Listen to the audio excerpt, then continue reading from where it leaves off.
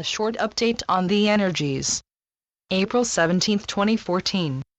As many of you have already ascertained, this season is truly a season for change, and it is happening on multiple layers simultaneously.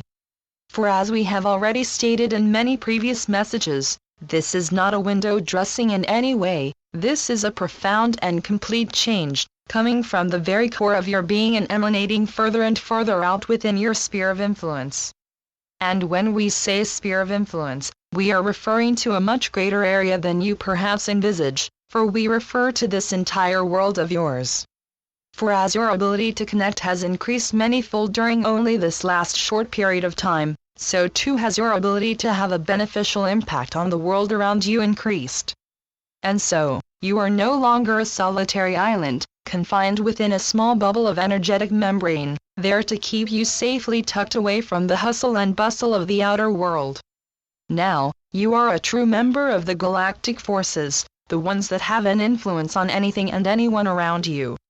For now, you vibrate at a frequency that cannot be contained in any way, especially not by any layer of denser energies, no matter how thick they cover the ground. For as you have perhaps already seen, this thick fog of old miasma still lingering in pockets here and there on your globe is wasting no time in trying to impart their foul-smelling excretions far and wide. But just as any smell, no matter how penetrating, will always dissipate no matter how overpowering it seems, this loud noise will also soon fade away.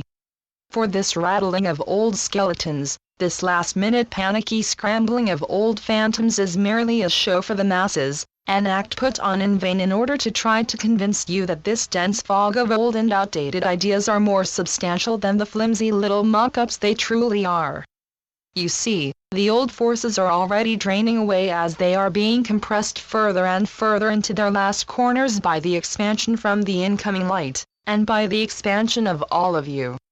For you are no longer a local force to be reckoned with, you are all truly a global force to be reckoned with. Not simply by the fact that your mere numbers are increasing, but also by the fact that your energetic fields have become so vast by now, you are casting your light far wider than what you can see. And yes, we do mean that in a very literal way, as your energetic influence is so far-reaching now, it is actually global on an individual scale. And what do we mean by that? The fact is, as you have all acted in a way that has enabled this brand new frequential layer to be superimposed over the old, far less powerful one, you have also enabled this field to work in a very different manner. For you individually also carry the same frequency as the whole grid put together, and as such, you are a complete whole even if you are a fraction. And so, what you bring with you, is the entirety of the field, not just your piece of it. For as you put this whole new grid together, you did this in a way that also acted as a fragmentation. In other words, the singularity that you used to be is no longer, for this singularity that was you as an individual, has been split up in such a way, it has created a sort of energetic soup composed of all of the different fragments of each and every one of you. And if you compare this vast field of energy to a pot of soup, you can compare some of the energetic emissions coming in from the outer worlds as a sort of cosmic blender that has stirred this soup up in such a way, all of the old fragmentations has become a brand new composition of oneness.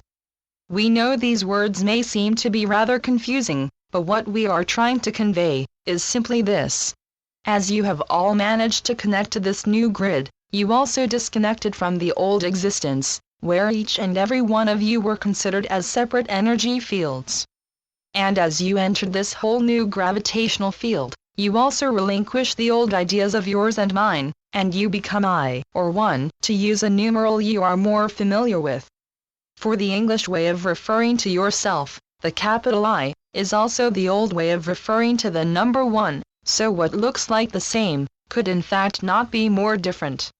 In other words, I look the same, but now I have become numerical 1 as in 1.